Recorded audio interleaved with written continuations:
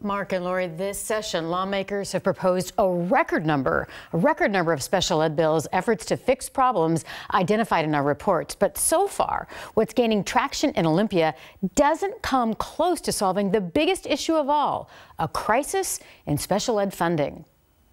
Back of the Class revealed a pattern of unlawful discrimination against children with disabilities in Washington's public schools. Like Noah, who is nonverbal with autism. He had no kindergarten to attend when his small Snohomish County district didn't have the money to serve him. It was kind of sad and lonely. In Sammamish, the Vandell twins. In second grade, they couldn't read a single word. They have dyslexia, and their school didn't have the money for a dyslexia program.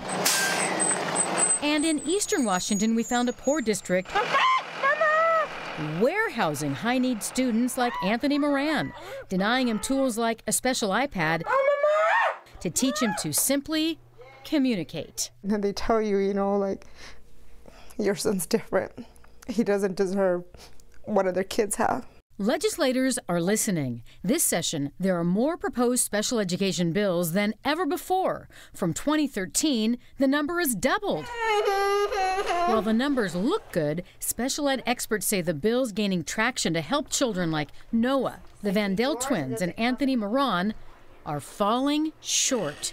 At this point, is the legislature doing enough to address this crisis in special education? No. Not even close. These advocates are pushing lawmakers to fulfill the state's legal obligation. It's in our state's constitution.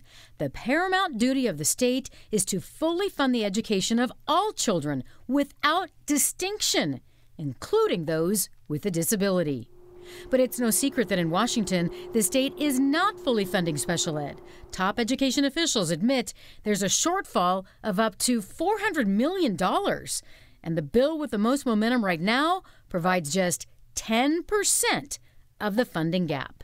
And yet, this bill is dying. Kathy George is a special ed attorney. Our state continues to intentionally underfund basic education for one group, and that is students with disabilities. And you're saying that is against the law? It is unconstitutional.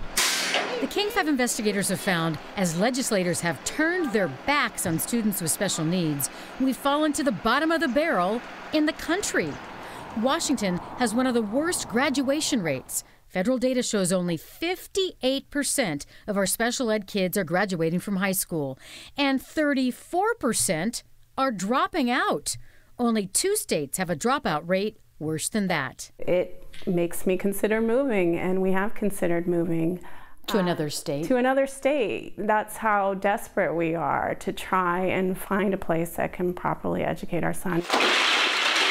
Lynn Dixon says she's been battling the Seattle School District over her 7-year-old son Ted's education from day one. Ted has autism, and his mom says getting her son appropriate services hasn't felt like a constitutional right, but like an afterthought in a system not set up for him to succeed. How could you look at my child and treat them as a second-class citizen and put them in a box in terms of what they're worth, what their education is worth? My child is worth as much as any other child. And so, yeah, it makes me angry. Now, I do have a pretty significant update. I reached out to our state's top budget writers to ask them, hey, what are you planning to do about these inequities that everybody knows is happening? And this afternoon, I got an email from Senator Christine Rolfes. She's the chief budget writer for the Senate. She wrote me back and said she expects to add $400 million for special education next year. I'm telling you what, if that happens, that is a record that would stop the gap. And the advocates I talked to today to tell them about what she said, they were just stunned. So we'll keep watching, and maybe there is some hope here. There is indeed. Thanks, Susannah.